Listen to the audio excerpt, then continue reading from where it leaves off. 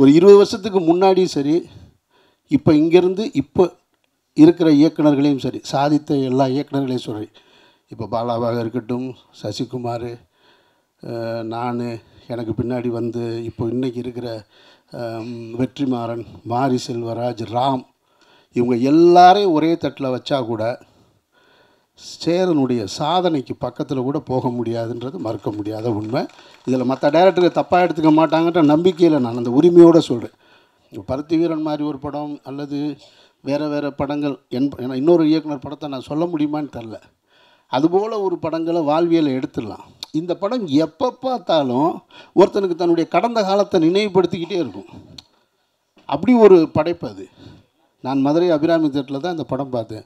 Ram schedule முடிச்சுட்டு வந்து பார்த்தேன். நான் பார்த்துட்டு பிரமிச்சு போயிட்டேன். நான் இப்படி ஒரு படத்தை எப்படி எடுக்க முடியும்? நீங்கள் உங்களுக்கு நினைவு இருக்குமான்னு தெரில, இந்த படம் தான் இன்னொரு வருஷனாக பிரேமம்னு வந்தது. மலையாளத்தில் வந்த பிரேமம் பார்த்தீங்கன்னாக்கும் அது ஆட்டோகிராஃப் தான். அது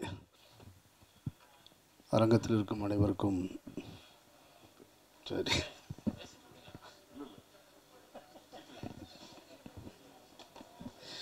அரங்கத்தில் இருக்கும் அனைவருக்கும் இறைவன் புறத்திலிருந்து சாந்தியும் சமாதானம் உண்டாகட்டும். ஒரு அருமையான நிகழ்ச்சி. வந்து உட்கார்ந்ததுலேருந்து இப்போ வரைக்கும் சிரிச்சுக்கிட்டே இருக்கேன். கட்டுப்படுத்த முடியாத சிரிப்பு. ஆட்டோகிராஃப்ன்ற திரைப்படமே ஒரு மனிதனுடைய வாழ்க்கையில் பழைய நினைவுகளை பற்றி சொல்கிற கதை. ஆனால் அந்த திரைப்படத்தை 21 வருஷம் கழித்து பேசும்போது அந்த திரைப்படம் பற்றிய நினைவுகளை இங்கே நிறைய பேசிகிட்டு இருக்காங்க. அதில் சேரனுக்கும் எனக்குமான உறவு அப்படின்னா, நான் கிட்டத்தட்ட 1 மணி நேரத்துக்கு மேலே ஆயிரும். அதுக்கு இன்றைக்கி சாத்தியம் இல்லை. இன்னொரு விழாவில் சேரனுக்கான விழாவில் நிச்சயமாக சொல்லணும். ஏன்னா சேரனை நான் அப்படி பார்த்து ஒவ்வொரு கட்டத்தில் பார்த்துருக்கேன். ஒரு சில நிகழ்வுகளை மட்டும் சொல்லி முடிச்சுக்கிறேன். சேரனுடைய உதவி இயக்குனர்கள் முதல்ல வந்து நின்னாங்க இல்லையா, அவங்க எல்லாரையுமே எனக்கு தெரியும். உமாபதி, ஜெகதீஷ், ராம்கி, பாண்டி, இப்படி எல்லாரையுமே எனக்கு தெரியும். நீங்கள் உமாபதி பேசும்போது நீங்கள் ரொம்ப ரசித்து கேட்டீங்க. உமாபதியை பேச விட்டிங்கன்னா இன்னும் ஒரு 5 மணி நேரம் சேரன் பற்றி இன்டர்வல் இல்லாமல் பேசுவாப்புல. நான் அவ்வளோ கேட்டிருக்கேன். நான் சங்க எலெக்ஷன் டைமில் அவ்வளவு கான்ஃபிடண்ட்டாக, ரொம்ப ஸ்ட்ராங்காக, ஆனால் எதுவுமே பொய் இருக்காது. உள்ளே இருக்கிறத அப்படியே பேசுகிற ஒரு ஆள்.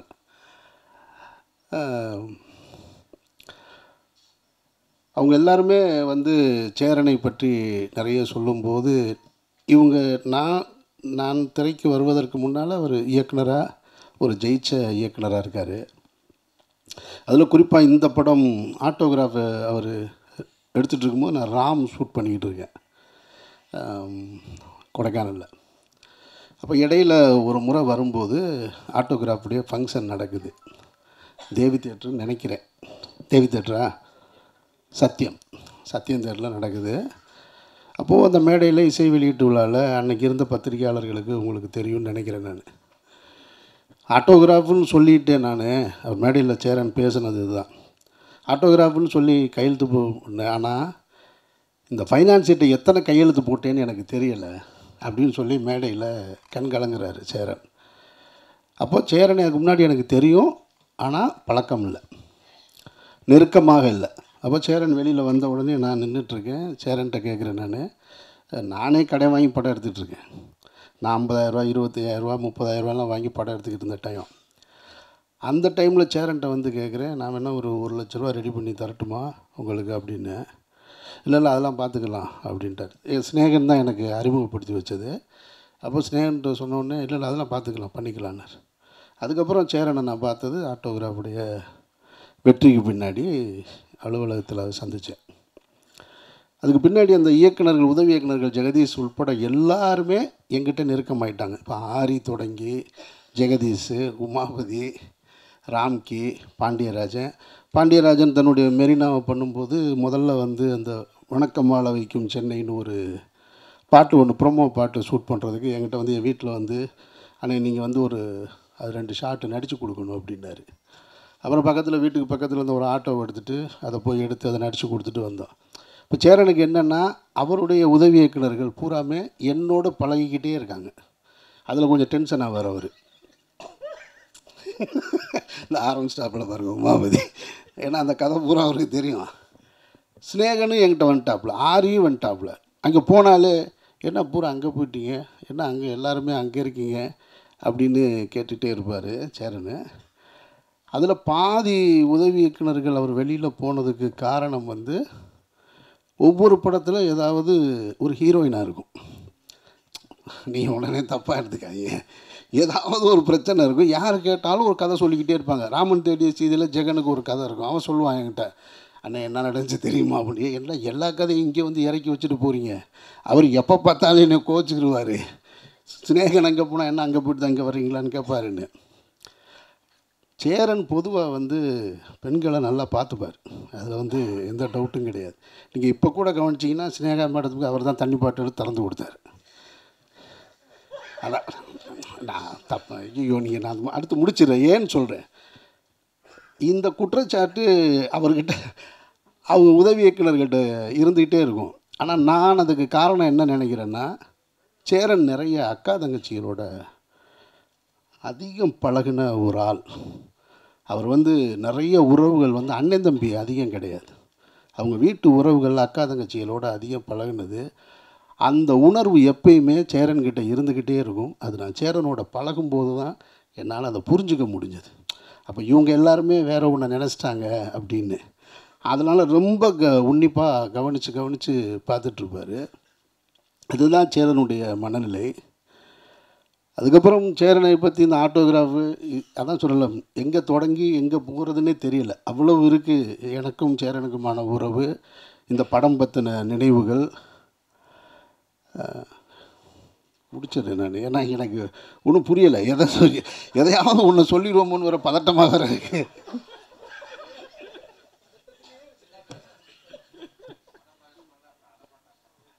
என்ன என்ன என்ன ஜெகதீஷ் படம் ரொம்ப ஒரு சேரன் வந்து தமிழ் சினிமாவில் ஒரு சாதித்த கலைஞன், தவிர்க்க முடியாத கலைஞன், மக்கள் கலைஞன், ஒரு மகத்தான கலைஞன். என்னை பொறுத்த மட்டும் நான் வந்து அந்த கிரெடிட்டை வந்து சேரனுக்கு எப்போவுமே கொடுப்பேன். சேரன் அலுவலகத்துக்கு போனால் சேரனுக்கு பின்னாடி இருக்க விருதுகளை பார்க்கும் பொழுது பொறாமையாக இருக்கும்.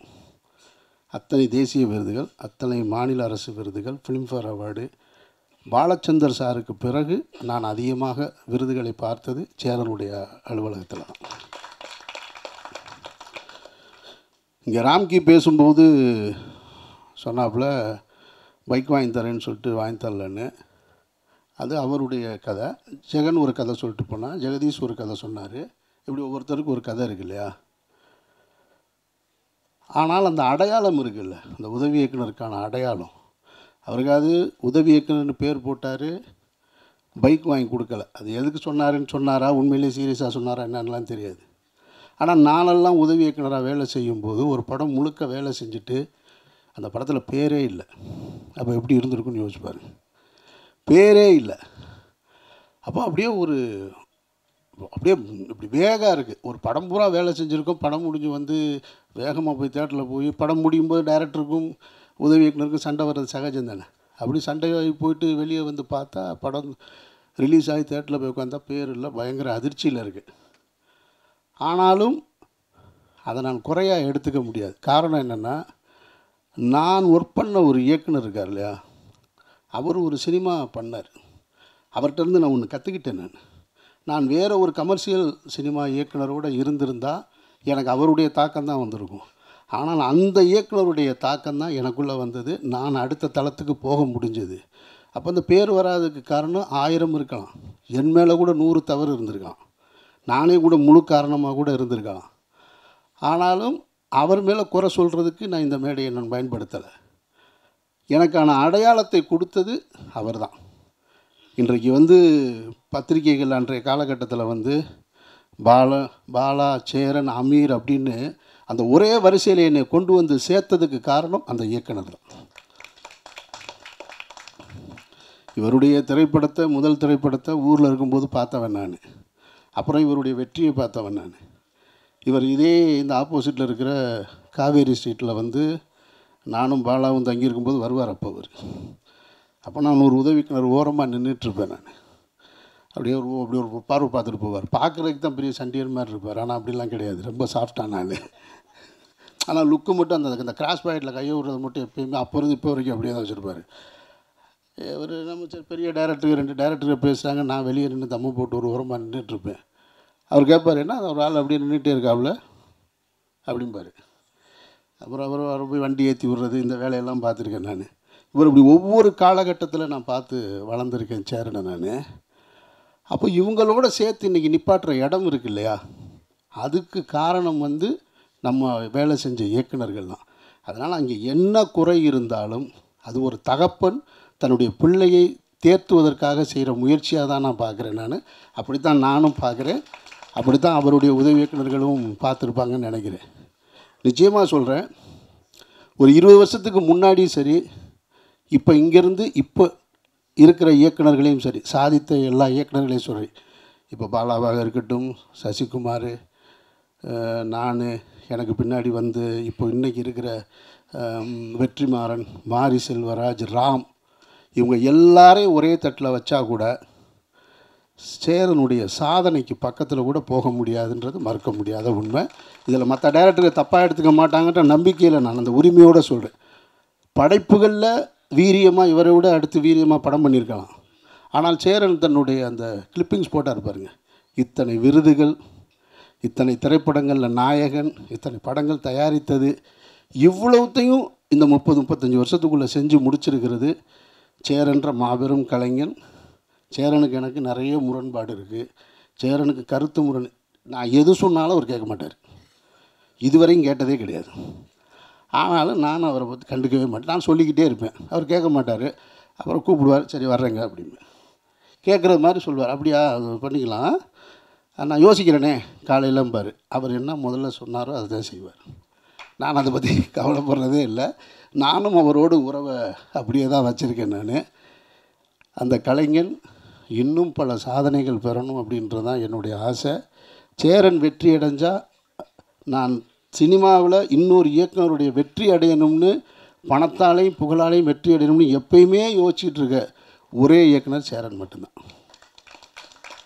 சேரன் எப்பயுமே ஜெயிக்கணும்னு நான் நினச்சிக்கிட்டே இருப்பேன். அவர் எனக்கு என்ன செய்கிறாருன்றதெல்லாம் முக்கியம் இல்லை. அவர் வந்து எனக்கு இப்போ அவங்க அசிஸ்டன்ட் சொல்கிற மாதிரி சொல்லணும்னா கிண்டலுக்கு சொல்கிறாரு, அவர் எந்த நல்லதும் நமக்கு செய்ய மாட்டார் அப்படின்னு சொல்லலாம். அவர்கிட்ட ஒரு அன்பு இருக்குது, அது எல்லாத்தையும் மறந்துடுவார். எல்லாத்தையும் மறந்துட்டு எவ்வளோ பெரிய சண்டை போட்டோம், எவ்வளவு இது பண்ணோன்றதெல்லாம் மறந்துட்டு ஒன்றுமே நடக்காத போல் கூப்பிடுவார். எங்கே இருக்கீங்க, வாங்க போகலாம் அப்படின்னு கேட்பார். அதனால தான் உமாபதி சொன்னது, உண்மையிலே அன்பாக இருக்காரா இல்லையா, நம்ம அன்புன்னு நம்பிக்கிற வேண்டியதுதான் நம்ம அப்படின்னு. ஆனால் ஒரு குழந்தை மாதிரி சேரன் நீங்கள் வந்து அவர் அண்ணன் சொன்னால் கோவம் வந்துடும் அவருக்கு. அதில் ரொம்ப முக்கியமானது. அதுக்காக நம்ம போனோடனே நம்மளை அண்ணன்பார், வாங்கண்ணே அப்படிம்பார். சரிண்ணே நல்லா அண்ணா ஒன்று என்னையை பார்த்து அண்ணன்றீங்க அப்படிம்பார்.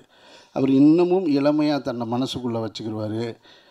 அதுக்கான வேலைகள் செஞ்சுட்டே இருப்பார் அவர். வேறு என்ன சொல்கிறதுங்க உங்களை பற்றி, இந்த படத்தை பற்றி என்ன சொல்கிறது. இப்படி ஒரு படம் யாரும் எடுக்க முடியாது. இந்த படம் தான் இப்படி, இந்த படம் மாதிரி யாரும் ஒருத்தர் எடுக்கவே முடியாது. இப்போது பருத்தி வீரன் மாதிரி ஒரு படம் அல்லது வேறு படங்கள் இன்னொரு இயக்குனர் படத்தை நான் சொல்ல முடியுமான்னு தெரில. அதுபோல் ஒரு படங்களை வாழ்வியலை எடுத்துடலாம். இந்த படம் எப்போ பார்த்தாலும் ஒருத்தனுக்கு தன்னுடைய கடந்த காலத்தை நினைவுபடுத்திக்கிட்டே இருக்கும். அப்படி ஒரு படைப்பு அது. நான் மதுரை அபிராமி தேட்டரில் தான் இந்த படம் பார்த்தேன். ராம் ஷெட்யூல் முடிச்சுட்டு வந்து பார்த்தேன். நான் பார்த்துட்டு பிரமிச்சு போயிட்டேன். நான் இப்படி ஒரு படத்தை எப்படி எடுக்க முடியும். நீங்கள் உங்களுக்கு நினைவு இருக்குமான்னு தெரில, இந்த படம் தான் இன்னொரு வருஷனாக பிரேமம்னு வந்தது. மலையாளத்தில் வந்த பிரேமம் பார்த்தீங்கன்னாக்கும் அது ஆட்டோகிராஃப் தான். அது இப்பவும் நீங்கள் இந்த படத்தை இப்போ இருக்கிற ஜென்சிக்கு தகுந்த மாதிரி மாற்றி எடுத்தால் ஒரு சில்வர் ஜூப்ளி படமாக மாறும். அவ்வளவு கண்டென்ட் உள்ள ஒரு படம். அதனால் இந்த படம் சேரனுக்கு மீண்டும் ஒரு மாபெரும் வெற்றி பொருளாதார ரீதியாக கொடுக்கணும். இந்த தலைமுறைக்கு சேரன் என்ற இயக்குனர் ஒரு மகத்தான கலைஞன் தமிழ் சினிமாவில் வாழ்ந்துக்கிட்டு இருக்கான் அப்படின்றத இந்த படம் கொண்டு போய் சேர்க்கணும் அப்படின்ற அந்த பிரார்த்தனையோடு விடைபெறுகிறேன். நன்றி. நன்றி. இயக்குனர் சேரனின் நன்றி உரைக்கு முன்பு நடிகை ஸ்னேகா அவர்கள், நாயகி ஸ்னேகா அவர்கள்.